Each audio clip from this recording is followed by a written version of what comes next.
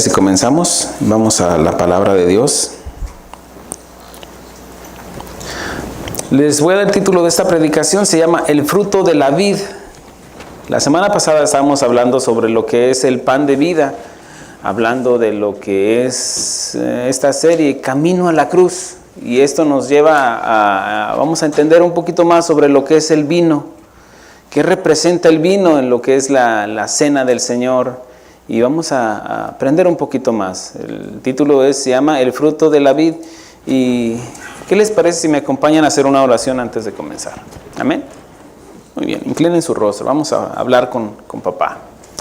Padre, te damos gracias por tu palabra, Señor. Gracias, Señor, porque sabemos de antemano, Señor, que va a ser de bendición, Señor, para alimentarnos, para fortalecernos, para redarguirnos, para exhortarnos, pero también, Señor, para cobijarnos de tu misericordia, Señor. Queremos aprender cada día más de ti, Señor, entenderte, Señor. Queremos ser igual que tú, Señor. Queremos ser imitadores de ti. Gracias, Señor, por todo, Señor. No solamente aprender, sino también conocerte y tener una intimidad contigo cada día más, acercarnos cada día más a ti a través de tu palabra, Señor. A través del Espíritu Santo, que es el que nos redarguye y nos exhorta, pero que también nos consuela. Gracias, gracias, gracias. Ayúdanos, Señor, a entender tu palabra, Señor, porque tú la revelarás, Señor, a través de tu Espíritu Santo. Gracias, mi Dios. Te honramos y te bendecimos. Y oramos por todas las iglesias alrededor de este lugar, Señor, para que prediquen la palabra de Dios y hables a las almas perdidas, a las almas que ya te conocen, que las fortalezcas. Te pedimos por todos los pastores de casa de oración también, Señor, alrededor del mundo, Señor. Pedimos, Señor, por los misioneros, Señor, alrededor del mundo, Señor. Fortaléceles, Señor. Sígueles llenando de tu gracia, Señor, para que sigan compartiendo tu palabra, Señor. No solamente compartiéndola, sino también viviéndola, Señor. Gracias, Señor. Oramos, Señor, por todos los pastores, Señor. En el nombre de Cristo Jesús. Amén. Gracias, Señor. Muy bien, ¿qué les parece si vamos a la Biblia y abrimos nuestra Biblia en el capítulo 22 del Evangelio de Lucas?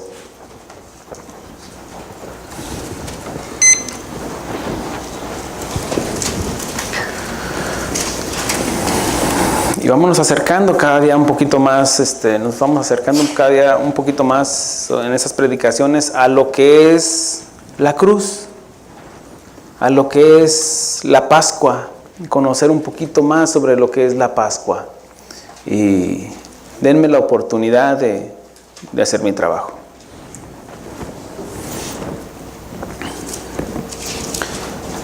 Evangelio de Lucas, capítulo 22, versículo 14 en adelante. Me regalan un amén cuando estén listos. Muy bien.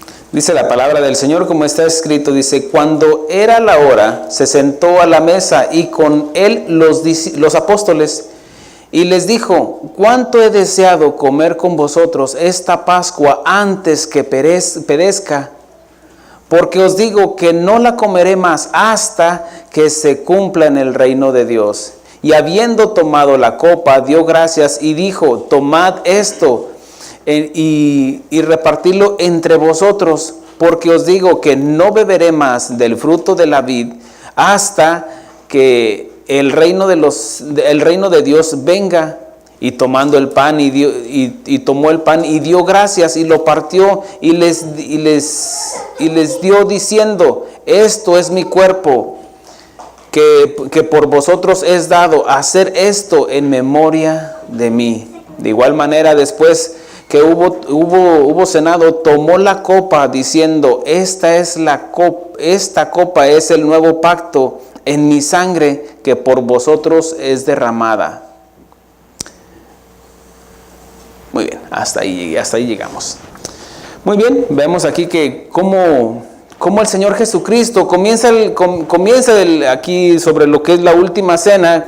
Algunos le llaman la Eucaristía, unos le llaman la cena del Señor, unos le llaman la última cena. Y podemos ver en este cuadro, si lleváramos cronológicamente los 4 evangelios, vamos a tratar de llevarlos para entender un poquito más. Pero aquí dice, cuando era la hora, y en el evangelio de Juan menciona, cuando Jesús vio que la hora había llegado, hablando de que ya había llegado el momento, en el cual desde antes de la fundación del mundo, el Padre ya había establecido el minuto, la hora en el que Él iba a ser sacrificado.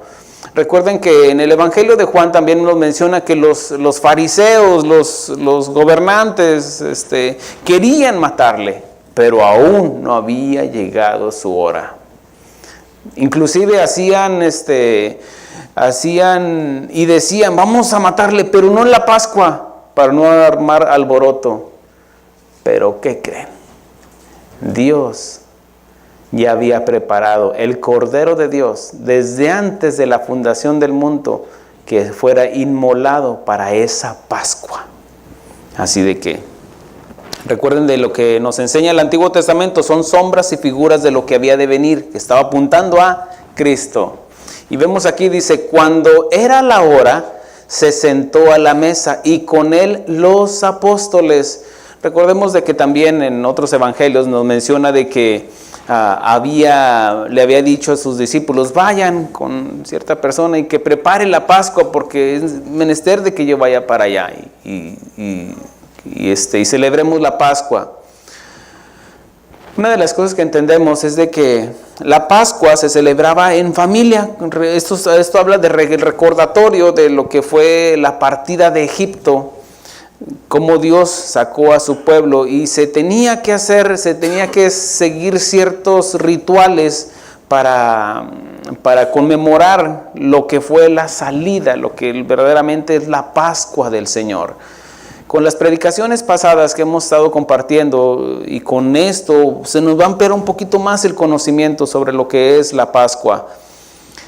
Vemos de que el padre se tenía que sentar a la mesa e instruir a los hijos, instruir a los demás para que recordaran de dónde los había sacado el Señor. Entonces esa era la intención de celebrar la Pascua. Dice el Señor Jesucristo, aquí leemos en el versículo 15, y dice que y les dijo, cuánto he deseado comer con vosotros esta Pascua antes que padezca. Veamos esto, de que él ya había en sus 30 y tantos años, 33 años, él ya había celebrado otras Pascuas. Sin embargo, esta era la indicada de parte de Dios, en la cual él tenía que hacer algo especial. Y vamos a entender un poquito más. Pero veamos aquí el anhelo de Jesús. Dice, cuánto he deseado de celebrar esta Pascua, de comer esta comida. Jesús estaba a punto de establecer su compromiso con su novia. Vamos a entender un poquito más sobre lo que son los novios. Hay algunos que dicen, no, el noviazgo no está en la Biblia. ¿Cómo no? Vea esto. Vea lo que es el noviazgo y en su momento compartimos más lo que es el noviazgo, si debe de haber o no debe de haber noviazgo en lo que es la palabra de Dios, lo que nos enseña. Pero vemos de que primero que nada Jesús es el novio, habla del novio y las 10 vírgenes, habla por nosotros como iglesia, somos la novia del Señor. Menciona esto, dice, esta Pascua, la Pascua era y es una fiesta anual establecida por Dios como celebración perpetua. Esa celebración perpetua quiere decir que no va a parar, va a seguir, estamos hablando desde antes de Cristo, ya estaba esta Pascua, estaba la celebración para los israelitas, para los judíos, para los hebreos, que representaba la noche que Dios, con mano poderosa, libraba a su pueblo hebreo de Egipto, hiriendo a todo primogénito de los egipcios, para que no se les olvidara de dónde lo sacó el Señor. Si hay algo que no podemos hacer es de que se nos quite de nuestra memoria nuestra vida pasada. Ahí está. Y Dios la dejó. Dios no se acuerda de nuestros pecados si nos hemos arrepentido genuinamente. Sin embargo, ahí quedó en la memoria, lo que es en el cerebelo, El cerebro es una cosa. El cerebelo es donde mantenemos toda la información que hemos adquirido desde que nacimos. Ahí se está manteniendo toda la información y ahí es donde, ahí está en nuestra memoria todo lo malo que hemos hecho, cómo hemos mentido, cómo le robaste a tu abuelita, cómo, todo lo que hemos hecho. Ahí está. Sin embargo, ahí está, y Dios lo dejó, no lo borró, con la intención de que no se nos olvide de dónde nos sacó el Señor, para que hagamos una comparación de la vida antes de Cristo y la vida después, ahora que estamos viviendo en Cristo. Y vemos cómo aquí, vemos de que Dios quiere que recordemos que primero que nada su pueblo, y ahora nosotros como pueblo injertado en el olivo, en la vid, más bien en la vid verdadera que es Cristo Jesús, que somos hijos de Dios, ahora sí, por la fe. Ahora vemos de que para que no se nos olvide de dónde nos sacó el Señor. Más adelante, en los tiempos de Jesús, y hoy por hoy, se continúa en algunos hogares judíos, con el orden establecido. Tienen que hacer lo que en un orden ritual. Y parte de esto habla sobre parte de lo que hacían y de cómo preparaban la cena. Vamos a hablar sobre el orden, lo que es esa cena. Es el maror. Maror, que habla sobre las hierbas amargas y que tenían que estar presentes ahí, como lo hemos compartido en lo que es la Pascua. Las hierbas amargas están representando la cautividad, la esclavitud que vivieron por más de 400 años ahí en Egipto como esclavos. Para que no se les olvide, y es para que a nosotros no se nos olvide estas enseñanzas.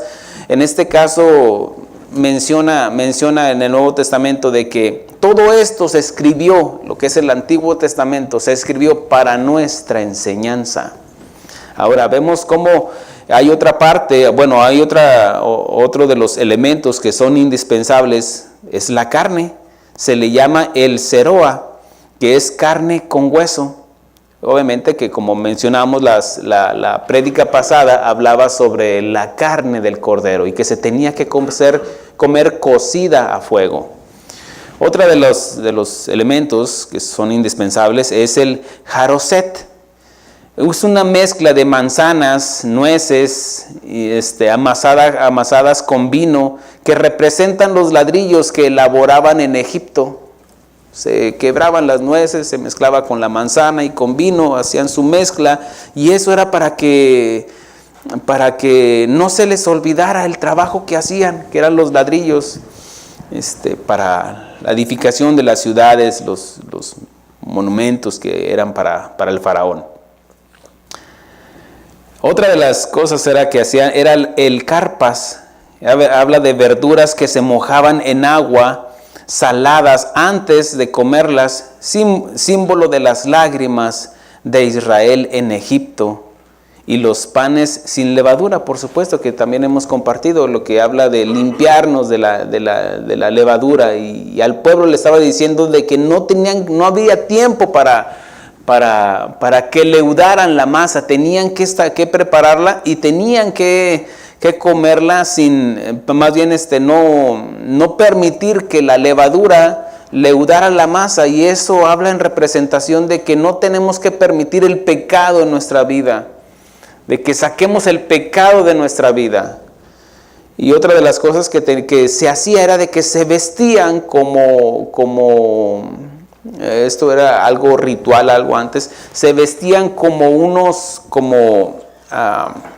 pastores, y se ponían unos ropas que caracterizaban a los pastores. Otra de las cosas que había era, en este caso, ya hoy por hoy, como se celebra, son las copas de vino. Y las copas de vino se servían, había 2 copas de vino, en la cual una se servía 4 veces, y ahí vamos a aprender un poquito más sobre eso. Una de esas es de que se servía una copa de vino y se dejaba ahí en la mesa, que hablaba que simbólicamente, iba a venir Elías. Era como un invitado. Para que viniera el Mesías tenía que venir Elías. Bueno, una de las cosas que simbólicamente ponían una copa hablando de que iba a venir Elías a hacerse presente con ellos. Bueno, obviamente esto era algo simbólico. Después se servía vino para todos y se servía 4 veces a lo largo de la noche, ya que se celebraba la liberación de los hijos de Israel de la esclavitud de Egipto, que estaba definida en la Biblia con 4 verbos diferentes cuando Dios les da la promesa a los israelitas. Recuerden esto, son 4 promesas que está cuando Dios le dice a Moisés, y vamos a tomar las 4 y ahí vamos a aprender y vamos a aprender de eso. Dice que en la primera decía, os sacaré de los sufrimientos de Egipto. Promesa número 1. Promesa número 2 dice, os salvaré de su esclavitud. Promesa número 2. Dice, os redimiré con brazo extendido. Promesa número 3. Y la 4 habla de, os tomaré para mí como pueblo. Después el vino, se servía vino con agua. Y se retiraban, se servía a los invitados, en este caso, bueno, los invitados a la cena eran la familia, y se servía vino con agua, y se retiraban los platos de la mesa. Y en esta acción ya el patriarca, vamos a decir, se le llama el presidente o el padre de familia, tenía que sentarse a la mesa y tenía que haber un niño, un joven o alguien que tenía que hacer ciertas preguntas. Hablan de 4 preguntas o inclusive de ahí surgían más preguntas. Y decía el niño, ¿por qué esta noche es diferente a las demás? Y ahí es donde el responsable, el padre de familia, tenía que instruir a las nuevas generaciones. Vemos si se sentaba el padre con sus hijos, ya con sus esposas, bueno, ahí tenía que enseñarle a los nietos, porque era como patriarca, como el hombre de la casa. Entonces tenía que estarle instruyendo. ¿Y por qué los panes sin levadura? Bueno, por esto y por esto, por esto. ¿Y por qué el vino? ¿Por qué las hierbas amargas? Y tenía que explicarles. Y eso para que quedara como estatuto perpetuo, que conocieran. Pero lamentablemente hoy lo que sabemos de Semana Santa o la Pascua, lo rebajamos a vacaciones. Ahora, no está mal de que puedas ir de vacaciones, yo no lo veo mal. Sin embargo, que tengas el conocimiento de la palabra de Dios. Puedes salir y pasar tiempo con tu familia, no estoy hablando de que vayas luego, Semana Santa, vacaciones Semana Santa, y nos imaginamos una palmera y ahí un coco y un popote para estar. No es eso. No. Semana Santa es para, inclusive puedas ir a visitar a tus familiares y celebrar la Pascua. Y si no conocen, pues que conozcan de la palabra de Dios, que conozcan de lo que es la verdadera Pascua. Lamentablemente, hoy en día hemos rebajado el sacrificio de Cristo a una coneja que pone huevos. Háganme el favor. Explíquenme, mundo. Lo peor de todo es de que la iglesia participe en esto. Es una vergüenza de que nosotros como columna y baluarte de la verdad lo rebajemos a una coneja y que pone huevos. ¿Cuándo has visto una coneja que pone huevos? Lo peor de todo es que nosotros como padres llevemos a nuestros hijos a eso. Eso sí es triste. Y le vamos a rendir cuentas a Dios. Y no me vengas con que, es que los niños querían. No me vengas con eso, porque a mí no, pues al Señor le vas a rendir cuentas. La ignorancia Dios la tolera. Aún así, la ignorancia tampoco nos excluye de pagar la pena. Ay, oficial, fíjese que yo no había visto el sign ahí de 70 millas por hora. Y venías 80. Lo siento, aquí está su multa. Lo siento, mijo. Usted va a pagar con su hijo, tal vez en desviados del camino del Señor. Y usted va a pagar las consecuencias y lo va a sufrir con lágrimas amargas. Instruye al niño en su palabra y aun que sea viejo no se apartará de ella. Esta no es una promesa con garantía, pero es palabra de Dios. Échele mano a eso. Ahora, vemos cómo aquí es donde el trabajo de nosotros los padres, enseñarle a nuestros hijos. ¿Por qué es que celebramos la Pascua? ¿Cuál es la intención? Yo quiero enseñarle a los jóvenes que aprendan qué es lo que porque vamos a celebrar la cena del Señor y que lo hagan con entendimiento para que no coman juicio. Veamos aquí de que, bueno, ya expliqué que se retiraban los platos, se hacían las preguntas. Y después se servía nuevamente el vino en una copa y todos tenían que tomar de ella. Se servía el vino y ya la pasaban y todos bebían de esa copa. Bebían con entendimiento porque se les estaba explicando. Entonces ya los niños, los jóvenes tomaban del vino porque iban a aprender, ya les había explicado el padre de familia. Y hoy vamos a tomar las cuatro promesas de parte de Dios para aprender un poquito más sobre lo que es el vino. Vemos de que dice, la primera promesa dice, os sacaré de los sufrimientos de Egipto. Si hay algo que nos enseña en el Nuevo Testamento, dice, si hemos creído en el sacrificio perfecto de Cristo, estamos en el mundo, es cierto, dice Pablo, estamos en el mundo, mas ya no somos del mundo. Es cierto, estamos en el Egipto de hoy. No estamos literalmente en Egipto. Dios liberó a su pueblo de Egipto. Y vemos cómo usó al profeta Moisés. Dios lo llamó y le dijo, ve, he escuchado el clamor de mi pueblo, vas a ir a enfrentar al faraón.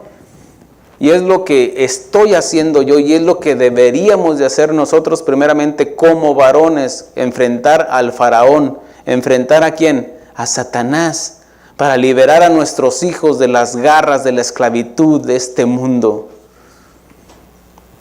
Entonces vemos cómo menciona, dice, os sacaré de los sufrimientos de Egipto. Pastor, pero es que estoy sufriendo. Sí, pero déjame te explico, y lo hemos explicado en otras ocasiones. El sufrir, el estar en esta vida, nacimos para sufrir, nacimos para morir, y el morir es sufrimiento, es el morir es apartarse, el morir es algo que se desprende. Entonces estamos muriendo día con día. Nadie se está haciendo joven, todos estamos envejeciendo, camino a la muerte, todos nos vamos a morir. Sin embargo, es cierto que estamos en el mundo, estamos en Egipto, pero ya no pertenecemos al mundo si has creído en el sacrificio de Cristo. Si no, ahí te quedas en Egipto, ahí te quedas en lo terrenal, porque tu mirada está en lo terrenal y no en lo celestial. Ahora, déjenme enseñar. Quiero hacerlo con entendimiento, que lo reciban con entendimiento. Y no menosprecio su capacidad de intelecto, mucho menos. Sino lo que quiero es de que nosotros es cierto que sufrimos. La vida es sufrida, pero hay tiempos de gozo también.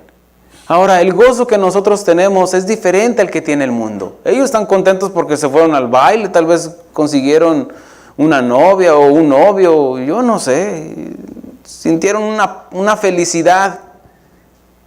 Sí, fue momentánea nada más.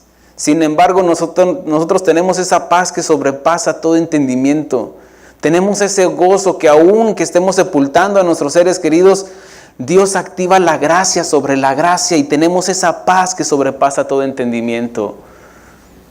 Si tú no estás viviendo eso, algo está mal en tu vida espiritual, algo está mal, algo está obstaculizando tu crecimiento. Despojémonos del viejo hombre. Despojémonos de Egipto. Es cierto, dice la palabra de Dios, dice Jesús en el Evangelio de Mateo capítulo 7, ya después de haber narrado lo que es el Sermón del Monte, menciona, en esto compararé a un hombre prudente y a un hombre insensato. El hombre prudente que edificó su casa, edificó su hogar, su fe en la roca que es Cristo. Y vinieron vientos Vinieron huracanes, vinieron problemas, vinieron enfermedades, pero ese hombre estaba fortalecido en la roca que es Cristo, en la palabra de Dios. Y dice, hubo otro que edificó sobre la arena y a él también le vinieron problemas. Sin embargo, Pablo nos enseña de que el sufrimiento no es exclusivo de los cristianos, ni del mundo. No es hablando de los inconversos, no, es de todos. El sufrimiento es para todos. Por eso a los dos les vino los vientos, los huracanes, los problemas, las enfermedades, las escaseces. Sin embargo, la gran diferencia es el conocimiento que tengamos de Él. Y sabemos, dice Pablo, que todo lo que nos pasa es para bien. El sufrir, por sufrir, qué triste. Y es agobiante y estresante, pero el sufrir en Cristo es no sufrir. Aunque esté sufriendo. Y experimento el gozo y la paz que sobrepasa el entendimiento. Por eso, el que está afanado en las cosas del mundo va a estar sufriendo. ¿Qué te preocupas, pastor? Don't worry, be happy. Tacana matana, ¿qué decía aquel? Tacuna matana. Don't worry, be happy. Bueno, tranquilos. Nosotros vamos a hacer lo que tenemos que hacer y Él va a hacer lo que tiene que hacer. Él va a hacer lo imposible, nosotros vamos a hacer lo posible en nuestras fuerzas humanas, nada más. Y en lo sobrenatural, Él lo va a hacer en nosotros y con nosotros. Por eso menciona, dice, os sacaré de los sufrimientos de Egipto. Súbete a la barca con el Señor. Señor, ¿no ves que estamos pereciendo? Las tormentas, mira los vientos, y tú dormido. Lo estaban regañando los discípulos. Hombres de poca fe, ¿por qué dudaste? Dice el salmista, dice, mi pan de día y de noche eran lágrimas. Y la gente me decía, ¿dónde está tu Dios? Te han dicho, ¿no que eres cristiano? A ver, mira al pastor. El pastorcillo que tiene. Ja, ja, ja.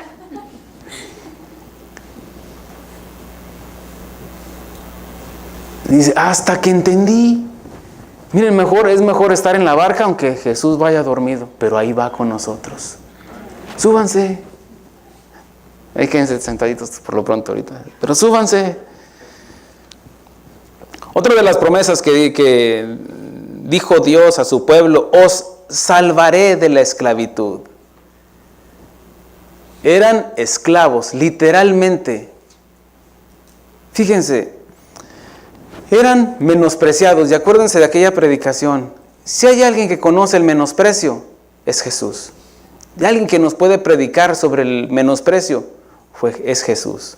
Dice, menospreciado, abatido, experimentado en dolor, quebrantado, no abrió su boca. Bueno, vamos a ver cómo menciona, dice que os liberaré, os salvaré de su esclavitud. El Señor Jesucristo menciona en el Evangelio de Juan capítulo 8, menciona, si el Hijo os liberare, seréis verdaderamente libres. Y eso lo dice a su pueblo. Los demás, ¿cómo podrían experimentar una libertad si están esclavizados al pecado, esclavizados al mundo, esclavizados a la pornografía, esclavizados al adulterio, al robo, a la avaricia, a la codicia, a la amargura, al resentimiento?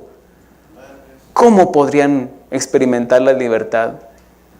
Bueno, el Señor Jesucristo va caminando y reviré hacia atrás y dice que había una multitud que le seguía. Y les dijo, si guardáis mis mandamientos, seréis verdaderamente mis discípulos. Y habla de obedecer. Amén. Como ovejitas, seguir al pastor de pastores. Y menciona que, dice, si el Hijo os liberare, seréis verdaderamente libres. Nosotros no somos esclavos de nadie. Ya se les había olvidado que por más de 400 años estuvieron bajo el yugo de la esclavitud y Dios los llevó a la tierra prometida Sin embargo, estaban viviendo como esclavos todavía porque les dijo, ustedes son hijos de su padre. Nosotros tenemos un solo padre que es Abraham. No, su padre es el diablo.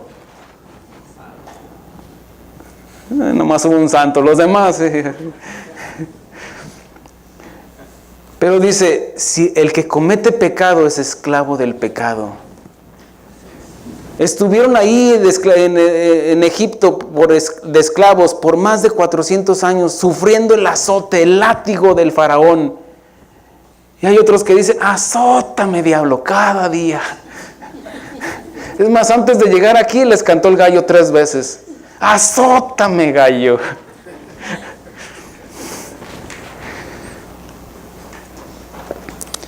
Si el Hijo os liberare, seréis verdaderamente libres. Porque el que comete pecado es esclavo del pecado.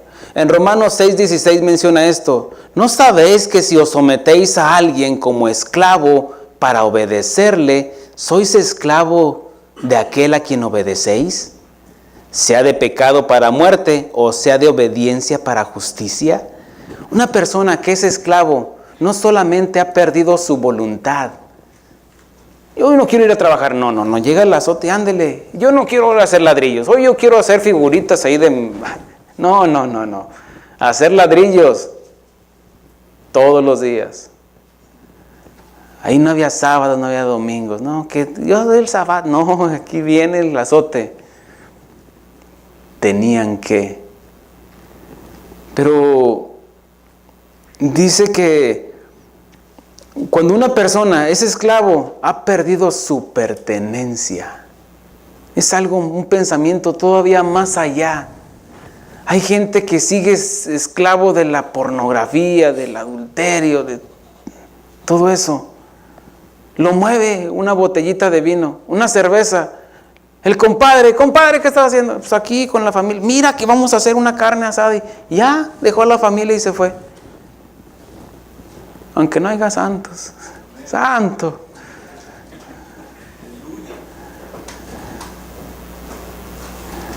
Es que no tengo para esto. Y me habló el patrón que fuera a trabajar. Y dejaste la iglesia. Ahora, no quiero traer un yugo donde no hay. Si usted, lo más importante en usted debe ser ¿dónde está mi corazón? ¿Dónde está su corazón? Puede ser que esté trabajando, pero adorando al Señor. Porque tiene que. Pero ¿de qué serviría estar en la iglesia y su corazón en el trabajo? Es una gran diferencia. ¿No sabéis que si os sometéis a alguien como esclavo para obedecerle, sois esclavo de aquel a quien obedecéis, sea de pecado para muerte o sea de obediencia para justicia? Pero gracias a Dios que aunque erais esclavos del pecado, habéis obedecido de corazón a aquella forma de doctrina, de enseñanza, a la cual fuiste entregados y libertados del pecado. Veniste a ser siervos de la justicia. Pastor, pues sigo siendo esclavo. Sí, pero por amor, voluntariamente. Yo me pongo los grilletes que me aten al Señor. Que si voy a cargar las cadenas, que cargue las cadenas del Señor. Eslabón, unos con otros, unidos unos con otros. Sobrellevar las cargas de los demás como una cadena, pero que cada quien aprenda a llevar su propia carga, dice Pablo en Gálatas.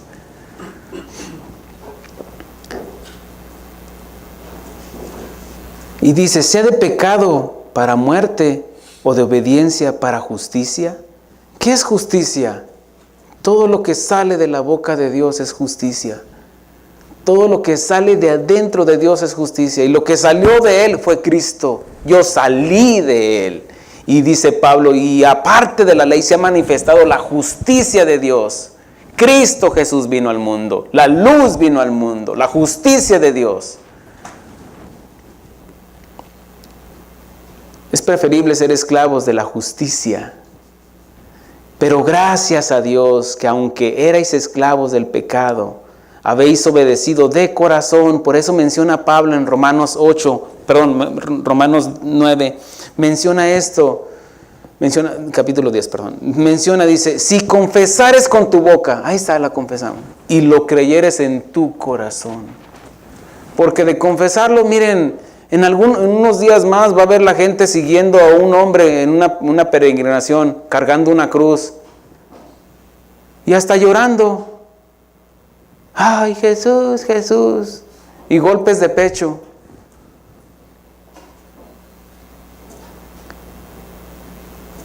Pero no lo creen de corazón porque sus vidas no son transformadas. La transformación a través de la palabra de Dios se genera de adentro, no es de afuera. Es de adentro hacia afuera como viene el cambio. Por eso menciona, dice, habéis obedecido de corazón a aquella forma de doctrina a la cual fuiste entregados y libertados del pecado. Ahí está. El Señor cumplió, dice, os salvaré de su esclavitud.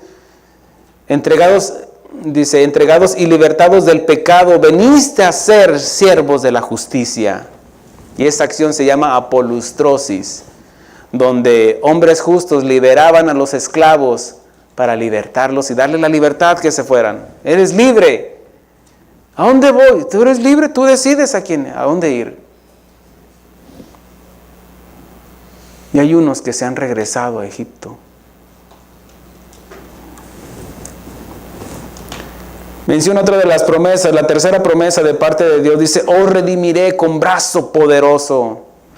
Dios libertó a su pueblo de Egipto con milagros y prodigios. Algo sorprendente, aunque la ciencia, fíjate, aunque la ciencia salga con que, no es que vinieron las ranas porque hubo lluvias y el río se volvió rojo por la arena y no hubo ranas, después vinieron las moscas, lo quieren llevar algo científico, pero dice la Biblia, dice el necio en su corazón, no hay Dios. Bueno, créale más a Discovery, a History Channel cuando salgan con sus cosas. Él dejó su palabra, y su palabra no es para debatirla, es para obedecerla. Dice, os redimiré con brazo poderoso. ¿Y cómo se cumple eso, pastor? Bueno, en 1 Corintios 7, 22, 23 menciona, porque el que en el Señor fue llamado siendo esclavo, otra vez volvemos a la esclavitud, liberto es del Señor. Ahora no dice una palabra que no es muy común, dice liberto. Explíqueme, pastor. ¿Cómo no? Pues yo hice la tarea. Liberto está hablando de una persona, de un esclavo que había sido redimido. Haga de cuenta una persona que pues, tenía dinero y que se sentía culpable, iba al mercado de esclavos y compraba una persona y lo llevaba al templo. Y esa persona se le llamaba liberto porque era para el servicio en este caso del templo, que estuviera en este caso sujeto para que obedeciera al sumo sacerdote o levitas, pero era para el servicio en el templo. Pero ese esclavo ya no se podía volver a vender. Sin embargo, acá en la subasta podía regresar el esclavo y vender a otro esclavo. Pero cuando hemos sido libertados de parte del Señor, que Él nos compró con su sangre preciosa, ya no nos pueden volver a comprar.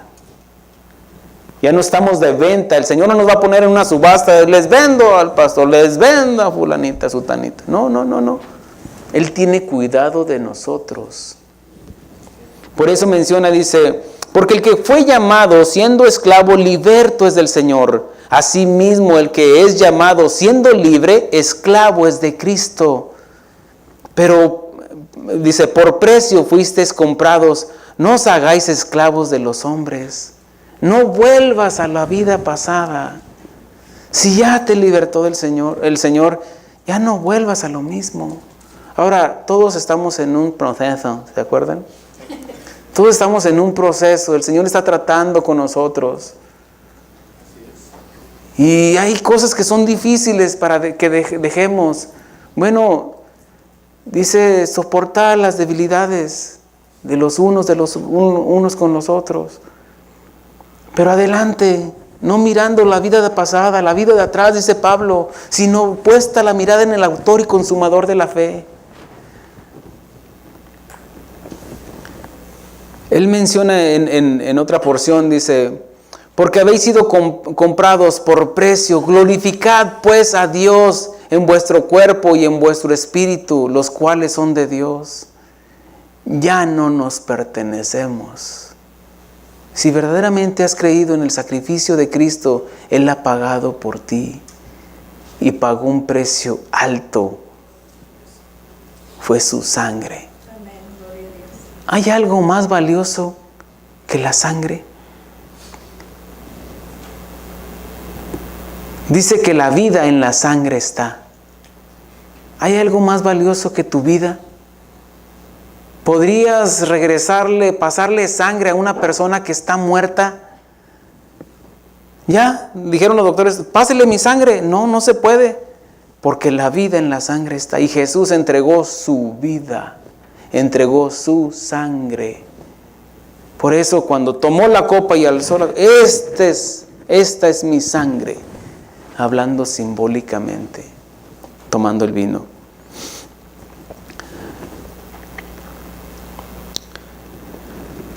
Otra de las promesas que decía, os tomaré como mi pueblo, la cuarta promesa de parte de Dios, dice, os tomaré para mí como pueblo. Y ahora nosotros nos toma, dice que cuando su pueblo se rebeló y no lo dice, a lo suyo vino, venía con los judíos, venía a lo suyo a morir por ellos, a comprarlos, pero los suyos no le recibieron.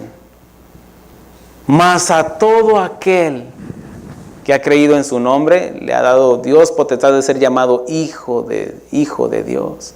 Los cuales no somos engendrados de voluntad de varón, ni de voluntad de sangre, sino de Dios. Es a través de su palabra que podemos ser solamente hijos de Dios. ¿Por qué es que menciona el libro de Romanos que la mujer está sujeta al marido mientras él vive? Pero si el marido muere, obviamente la mujer se puede casar. Y si es cristiana, obviamente se puede casar siempre y cuando sea en el Señor, que sea con un cristiano. No me venga con que... No se haga. El punto es es de que Jesús venía a su pueblo, pero como su pueblo no le recibió, si él en vida hubiera volteado a ver a los gentiles, estaría hablando de adulterio. Sin embargo, él murió en la cruz. Cuando muere en la cruz, queda desligado de ese compromiso porque obviamente murió como el Mesías. Pero dijo, yo soy la vida y la resurrección. Y cuando él toma la vida, ahora sí, voltea a ver a todo el mundo. Algunos la cacharon, otros no. Bueno, haga su tarea. Es eso.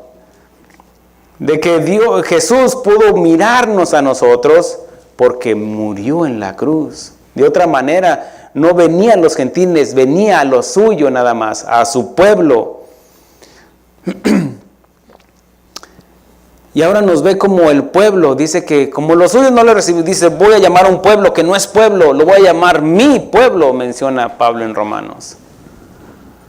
Y los provocaré a celos a los judíos.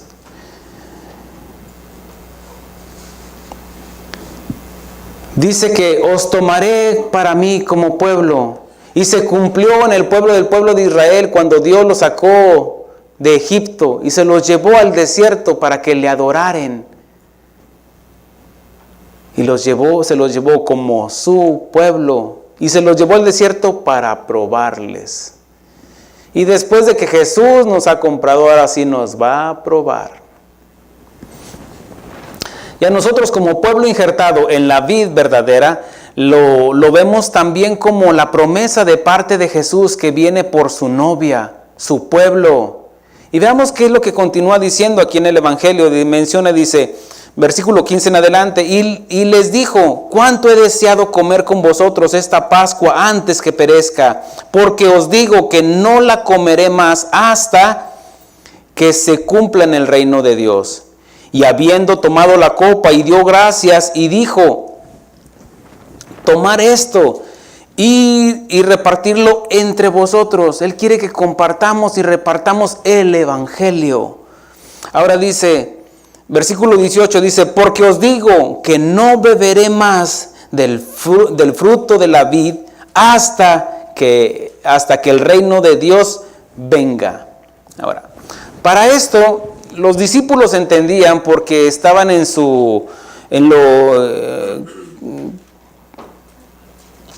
la vida que estaban viviendo como judíos. Había tradiciones en las cuales ellos estaban entendiendo perfectamente de lo que les estaba hablando, porque les estaba hablando del compromiso de fidelidad. Dice, iré, pero voy a regresar otra vez. Voy a regresar. Y él les había dicho, voy al Padre y vuelvo otra vez. Ahora, veamos esto. Para el contexto cultural en aquel tiempo, tal vez para nosotros no lo entendemos, pero hoy vamos a entender un poquito más sobre lo que es la tradición de los novios. Bueno, menciona esto de que para empezar, cuando había un compromiso entre la pareja, para empezar no era el novio el que escogía a la novia. Tradicionalmente era el padre el que escogía a la novia para su hijo. Y veamos de que te puedo hablar sobre el Antiguo Testamento y cómo nos habla de estas figuras, hablando de Isaac, hablando de Jacob, hablando de varios que nos enseña cómo era el padre el que escogía a la novia. Bueno, vemos que el padre fue el que escogió la novia para Jesús. No fue el que dijo, yo quiero esto. No. Fue el Padre el que dice, de tal manera amó Dios al mundo que entregó a su Hijo unigénito. Bueno, vemos cómo en la tradición judía, en la tradición cultural como se vivía, cuando el novio se comprometía, en este caso para establecer el compromiso, vemos de que el novio iba y le decía, ¿sabes qué? Me gusta esta novia, o me gusta esta muchacha, o el padre decía, ¿sabes qué? Me gusta para que seas tú con ella contigo, y bla, bla, bla. Y había un punto de que si el novio decía, pues me gusta la muchacha, me gusta, me cuadra, me acomoda, órale. Y resulta de que iba con el padre. ¿Sabes qué? Quiero a tu hija. Ah, muy bien, muchachito. Así cuando venga ¿qué? ¿Y de qué? ¿Trabajas, estudias o qué? No, soy el ayudante. No. Hasta me sonrojé. Hablemos de otra cosa. Diga no. Aléjese y cuénteselo a su papá primero. El hecho es de que podía venir el novio y vine con el padre. ¿Sabes qué? Me gusta tu hija. O el padre iba con el padre. ¿Sabes qué? Me gusta para mi hijo y así. Ah, muy bien. Y yo creo el piececito así. ¿Y qué? No, pues te doy 10 ovejas. Porque era lo cultural.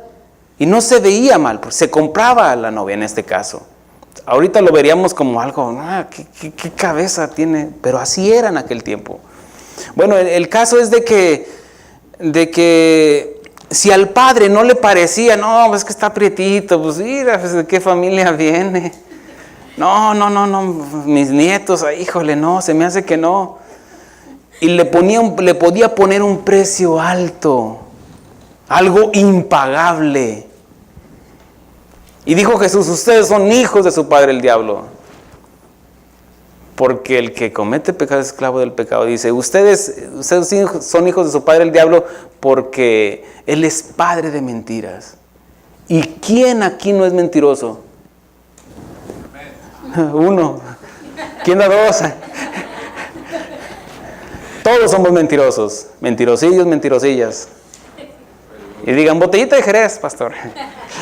Bueno, está en nuestra naturaleza humana. Mentimos.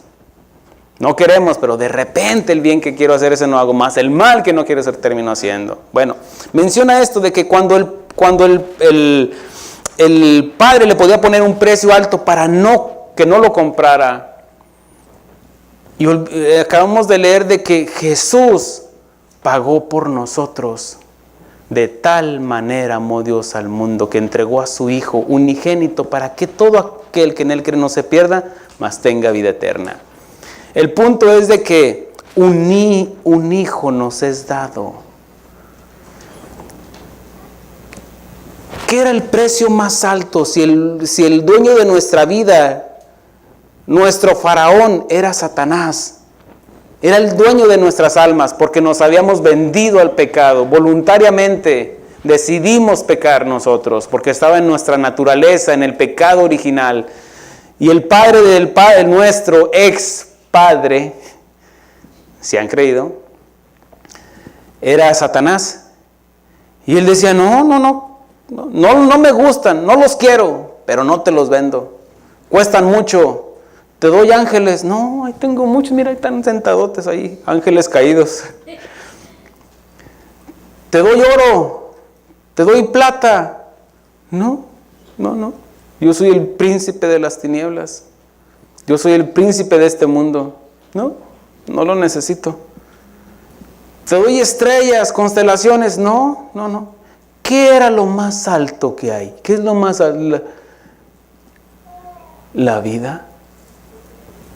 Y su Hijo entregó su vida a disposición del Padre. Él obedeció. Ve y muere por tu novia. Jesús se vistió de pecador para comprar a la novia. El punto es de que cuando el novio ya llegaban a un compromiso con la familia, no, pues ya aquí están las ovejas, aquí está él. Desde ese momento se consideraba, después de un ritual, se consideraba ya desposada y desposado. El compromiso de que yo voy a ir, quedamos como novios. Y para eso ya se consideraba como matrimonio, aunque no se consumaba el matrimonio hasta la noche de bodas.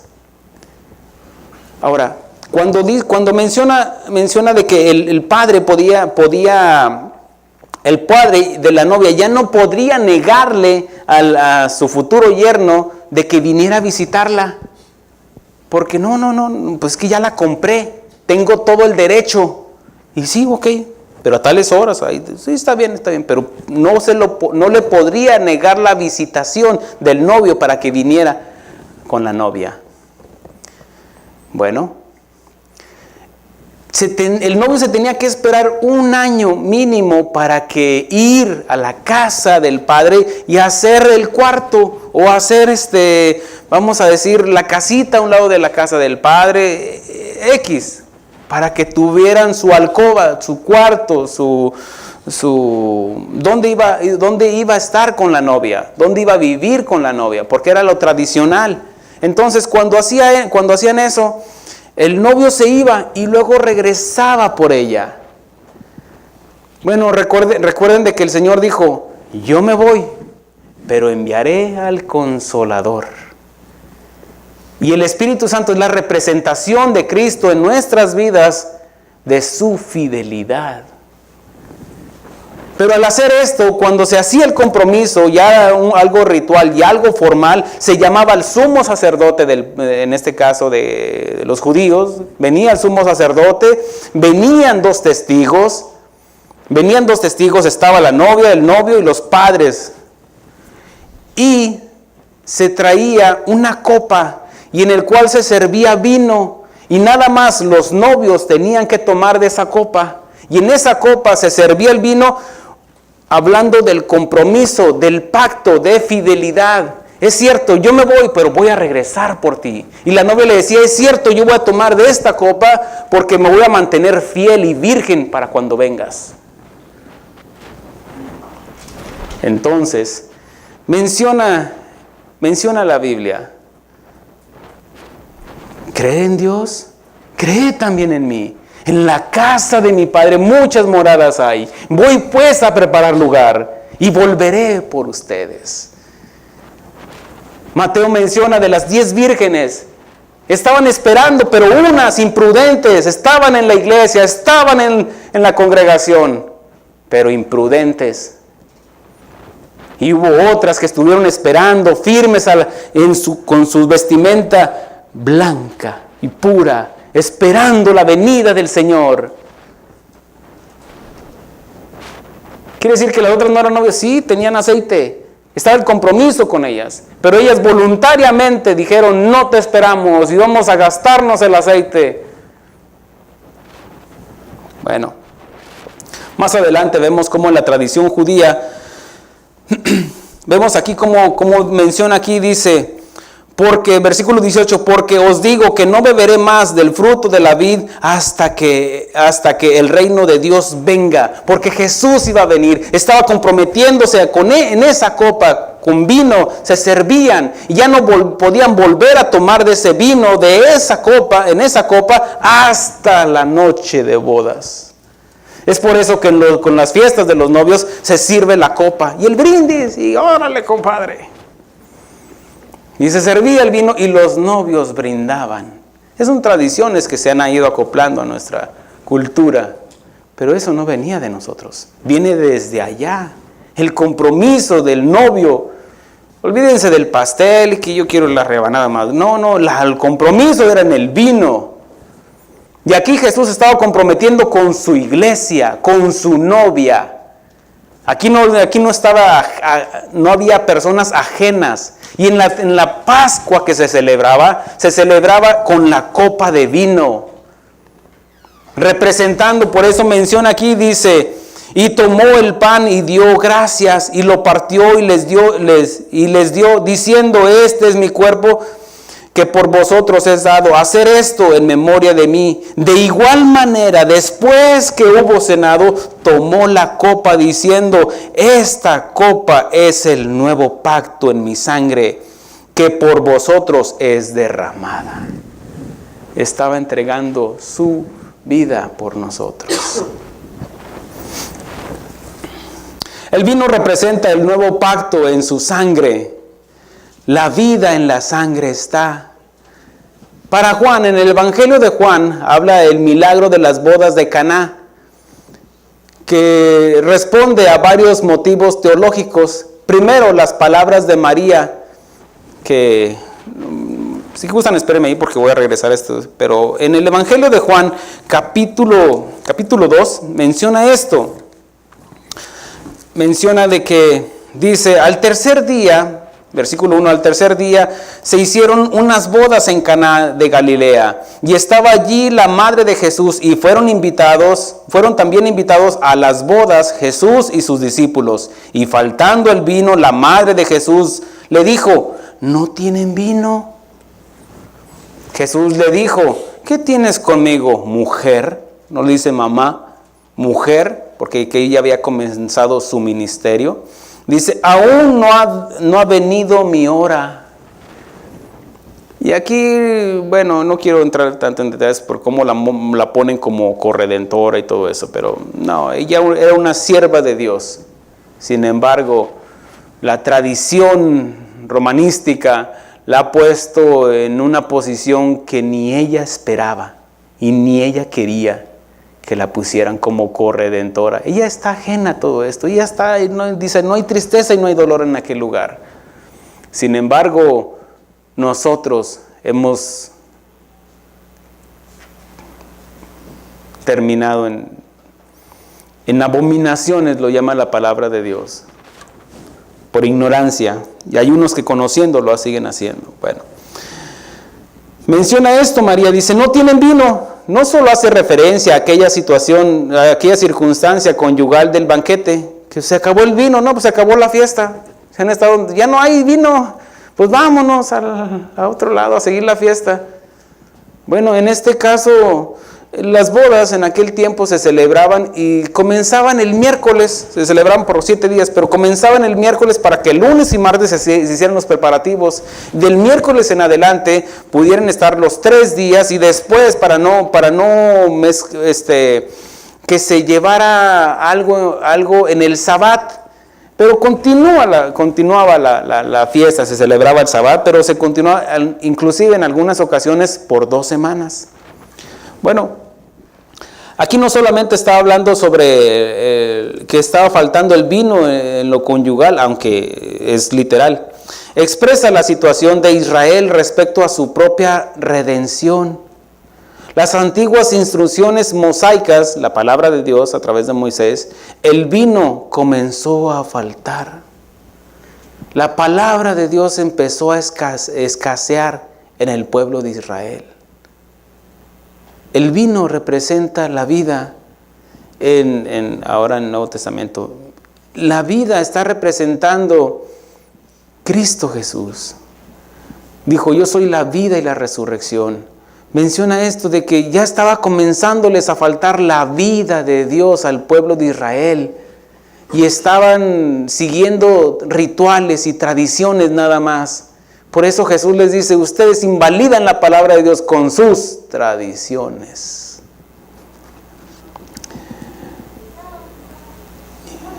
Aquí ya la palabra de Dios, la ley mosaica, ya no era suficiente para ellos. Ellos le iban añadiendo otras cosas. O le ponían otros. ¿Recuerdan cuando decían, ¿por qué es lícito dejar a la mujer por cualquier causa? Eso no leíste lo que dice, el hombre dejará a su padre y a su madre y se unirá a su mujer y serán una sola carne. Entonces, ¿por qué Moisés mandó? Dijo, no, él lo permitió, no le añadas. Bueno, aquí ya no era suficiente la palabra de Dios. Segundo aspecto teológico que podemos encontrar esto, y te digo, hay más, nada más que voy a tomar solamente 2. Segundo, es la conversión del agua en vino. Es un símbolo de la nueva ley en Cristo que sustituye a la ley de Moisés y los profetas. El vino suministrado por Jesús sale del agua que se había echado en 7 tinajas que servían para la purificación de los judíos. Leamos aquí, dice, bueno, yo lo estoy leyendo, si gusta acompañarme. Dice, y faltando el vino, la madre de Jesús le dijo, ¿no tienen vino? Jesús le dijo, ¿qué tienes conmigo, mujer? Aún no ha venido mi hora. Su madre dijo a los que servían, haced todo lo que os dijere. Fíjense, es el único mandamiento que dice María. Hagan lo que Él dice. Pero sin embargo, la iglesia lo ha transformado y hagan lo que ella dice. Y lo único que dijo ella es de que háganle caso a Jesús. Y estaba allí, dice, versículo 6 dice, y estaban allí 6 tinajas de piedra con agua conforme al rito de la purificación de los judíos, en cada una de las cuales cabían 2 o 3 cántaros.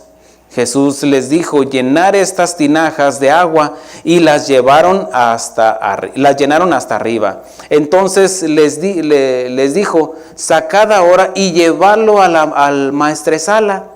Y se lo llevaron. Cuando el maestresala probó el agua hecha vino, sin saber de dónde era, aunque lo sabían los sirvientes que habían sacado el agua, llamó al esposo, y él dijo, todo hombre sirve primero el buen vino, y cuando ya ha bebido mucho, entonces el inferior, mas tú has reservado el buen vino hasta ahora. Okay. Cuando la gente, en este caso los judíos, era un ritual. Cuando se lavaban las manos, estaban los siervos ahí, llegaban los invitados y les ponían ahí algo y les servían agua para que se lavaran las manos. Era una acción de que estaba en la ley, era un rito, era algo ritual que estaba establecido en la palabra de Dios, por Moisés. En este caso, ya esa agua no era suficiente. Cuando viene Jesús, transforma el agua en vino, porque ahora ya no es los rituales, los rudimentos del sacerdocio ni de lo que se hacía antes, sino ahora es la palabra de Dios, predicada por Jesús, hablando del Evangelio. ¿Qué te quiero decir con esto? Con esto te quiero decir de que cuando menciona de que era necesario de que esa agua se transformara en vino, hablando de la acción voluntaria de Jesús, porque ya los rudimentos de la ley ya no eran suficientes para ellos. Ellos estaban, si se acuerdan cuando menciona, vinieron los fariseos y los escribas, y en este caso los discípulos de Juan el Bautista, le decían, ¿por qué nosotros sí nos lavamos las manos y tus discípulos no se lavan las manos antes de comer, invalidando la ley de Moisés? Que no entienden que lo que contamina al hombre no es lo que entra, sino lo que sale. Estaban haciendo más caso al rito, en este caso a lo ceremonial, que a la esencia de la palabra de Dios, a la esencia de la ley. No conocían del espíritu de la ley, por eso vino Jesús para mostrar el espíritu de la ley. Recuerden esto de que en la ley mosaica se caracterizaba en 3 partes. Una, la ley civil, en la cual nosotros cómo podía dirigirme con mis hijos, con mi esposa, con mis vecinos, con mis parientes, vivir en armonía. Y la ley civil era para eso. Es como la ley que tenemos hoy en día. Cómo nos dirige para no debes de hacer eso, si robas, va a hacer esto otro. Es como cuando dice Jesús en Mateo, dice, oíste que fue dicho, ojo por ojo, diente por diente. Bueno, eso era la ley. Pero dice Jesús, más yo os digo, algo mayor todavía que la ley. Un nuevo mandamiento les doy. Es más, hablando de la gracia. Ahora, esa es la ley civil. Estaba la ley moral. La ley moral queda vigente. Amarás a Dios sobre todas las cosas. No robarás, no matarás, no dirás falso testimonio, honra a tu padre y a tu madre. Todo eso quedó vigente. Pero estaba otra ley, la ley ceremonial. Y en esta entraba el rito donde los invitados llegaban y se lavaban las manos. Y esta acción de que Jesús convierte el agua en vino es de que lo mejor venía. El vino estaba representando el Evangelio. El vino estaba representando el fruto de la vid. La transformación del agua en vino quiere significar que ahora la purificación no procede de la observación de la ley de Moisés, simbolizada en el agua en las tinajas, sino del Evangelio de Cristo. Durante la última cena Jesús dijo a sus discípulos, en el Evangelio de Juan 15:3 dice, ya vosotros estáis limpios por la palabra que os he hablado. Ya no era el rito de lavarme las manos. Cuando menciona a Jesús dice, ustedes ya están limpios, ya están cátaros, ya están purificados por la palabra de Dios. ¿Qué era la palabra? Cuando dice Jesús, de cierto os digo, que nadie puede ver el reino de Dios si no naciere de nuevo. Y luego después menciona, nadie entra en el reino de Dios si no naciere del agua y del Espíritu. Porque es a través de la palabra de Dios que nazco de nuevo. Tenemos que nacer de nuevo para aceptar ese vino. Dijo Jesús, nadie pone vino nuevo en odre viejo.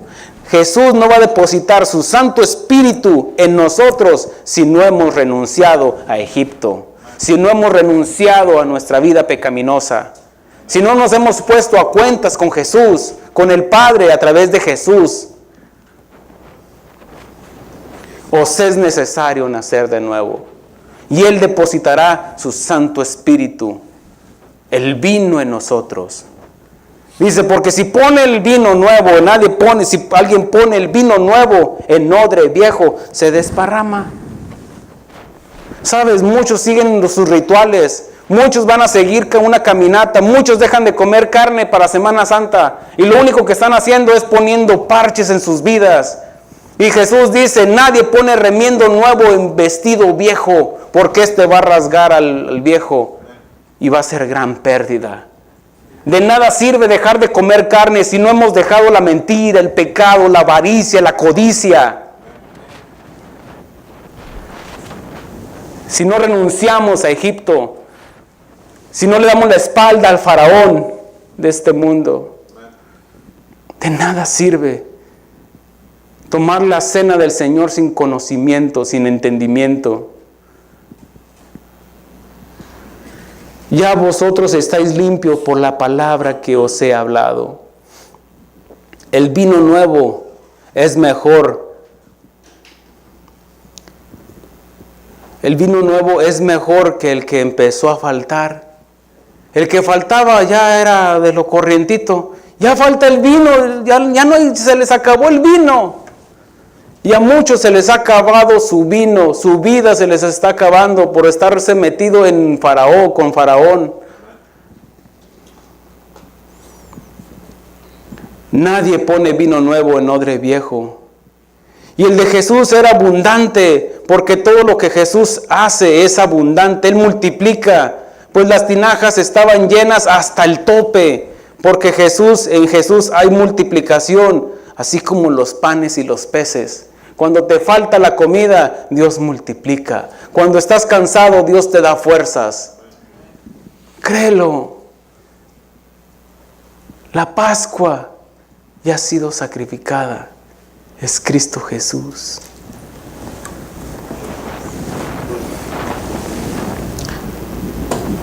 En el Evangelio de Juan 15:1 menciona esto. Dice, yo soy la vid verdadera. Mi Padre es el labrador. Todo pámpano que en mí no lleva fruto, lo quitará, y todo aquel que lleva fruto lo limpiará, para que lleve más fruto, para que lleve uvas, para que lleve vino, produzca ese vino. Ya vosotros estáis limpios por la palabra que os he hablado. Versículo 4, permanecer en mí y yo en vosotros. Como el pámpano no puede llevar fruto por sí mismo si no permanece en la vid, así tampoco vosotros si no permanecéis en mí. Habla de fidelidad. Ahí viene el novio, mantenernos fieles, limpios para el Señor. Yo soy la vid y vosotros los pámpanos. El que permanece en mí y yo en él, este llevará mucho fruto, porque separados de mí nada podéis hacer. En Isaías 53:11 dice, verá, hablando de Cristo Jesús, hablando de la crucifixión, verá él el fruto de su aflicción, de su alma, y quedará satisfecho, y por su conocimiento justificará a mi siervo a muchos, y llevará sus iniquidades de ellos. Por tanto, yo le daré parte con los grandes y con los fuertes. Repartirá despojos por cuanto derramó su vida hasta la muerte, y fue contado con los pecadores, habiendo llevado el pecado de muchos y orado por los transgresores.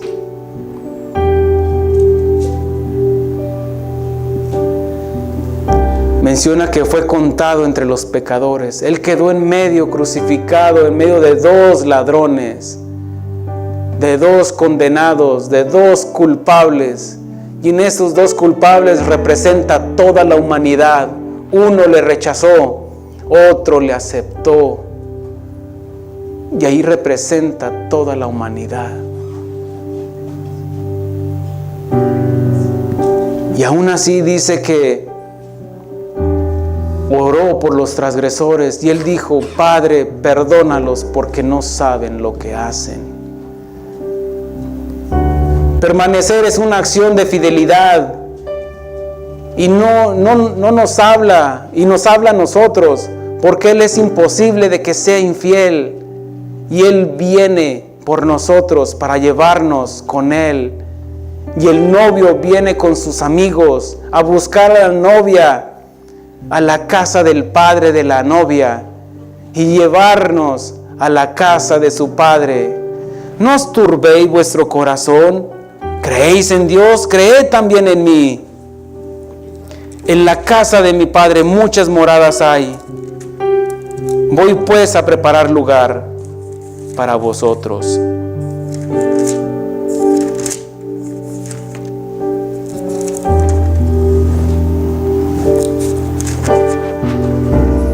Gocémonos y alegrémonos, dice Juan en Apocalipsis, y démosle gloria porque han llegado las bodas del Cordero. A su esposa su esposa se ha preparado, y a ella se le ha concedido que se vista de lino fino, limpio, resplandeciente, porque el lino fino es las acciones justas de los santos. Y el ángel me dijo: escribe, bienaventurados los que son llamados a las cenas de las bodas del Cordero. Y él me dijo: estas son palabras verdaderas de Dios.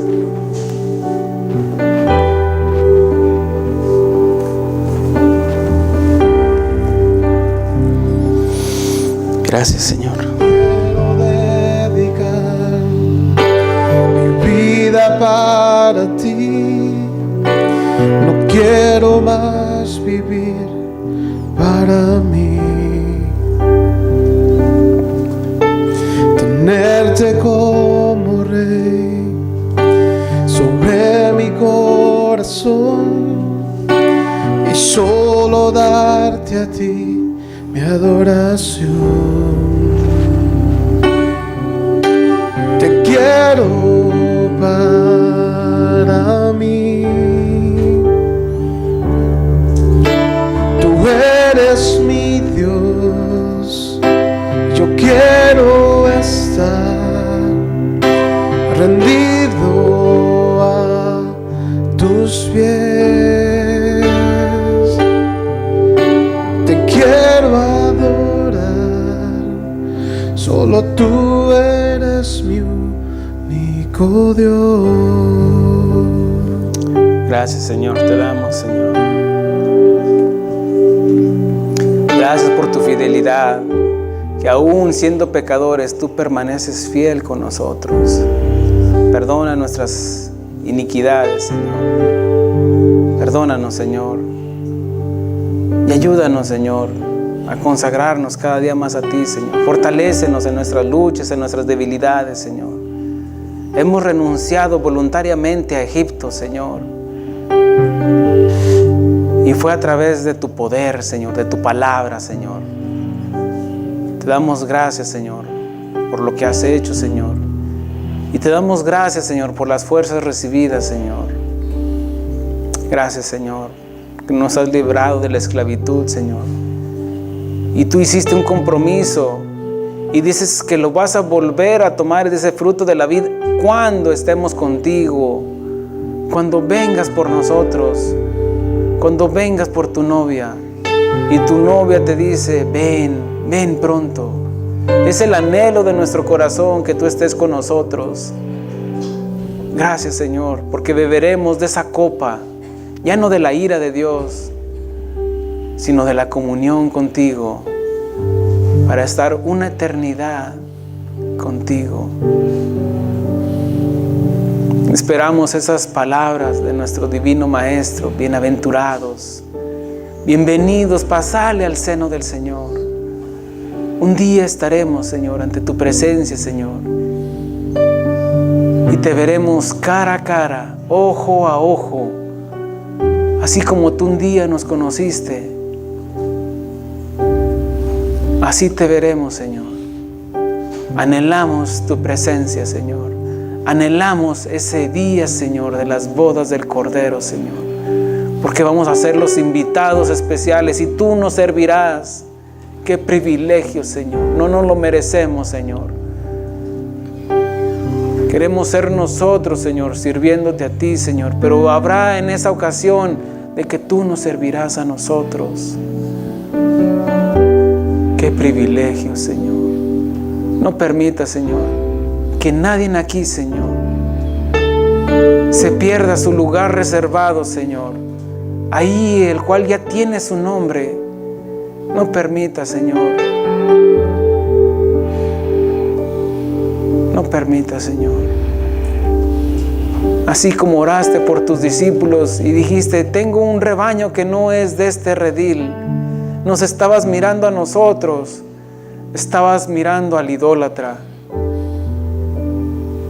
estabas mirando al gentil, estabas mirando al que no era tu pueblo. Gracias, Señor. Te amamos y te bendecimos y gracias por tu fidelidad. Gracias por derramar tu vino. Gracias por derramar tu vida. Gracias. Gracias, Jesús. Gracias, Padre, por la vida de tu Hijo. En el nombre de Cristo Jesús. Amén. Gracias, Señor.